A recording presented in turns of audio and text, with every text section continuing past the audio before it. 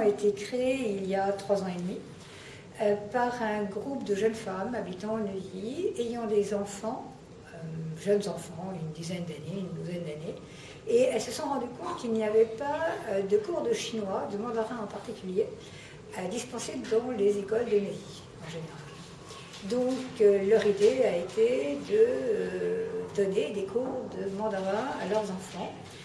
Pourquoi le chinois? Parce qu'on se rend compte que la Chine est importante dans le monde, en géopolitique, en politique, en histoire, en culture, en commerce. C'est vraiment un pays d'avenir pour nous et eux, nous devons les connaître, nous devons les comprendre. Eux font beaucoup d'efforts pour communiquer. Nous sommes allés en Chine, on a pu voir comment ça se passait pour les enfants. Ils apprennent très jeunes, pas le français, mais l'anglais.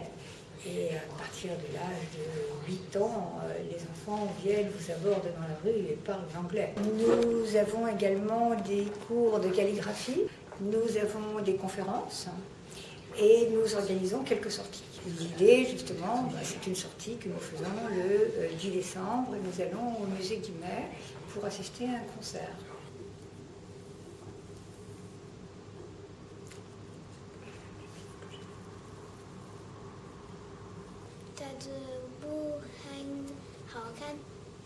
Il ne fait pas très beau aujourd'hui. J'ai ramené quelques travaux pour vous montrer les différents styles.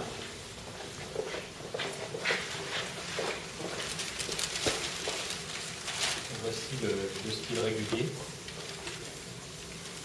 qui est encore utilisé aujourd'hui. C'est celui qui sert aux Chinois pour écrire aujourd'hui. Quand ils veulent écrire un texte entre amis, une lettre, quelque chose de familier, ils utilisent plutôt la cursive.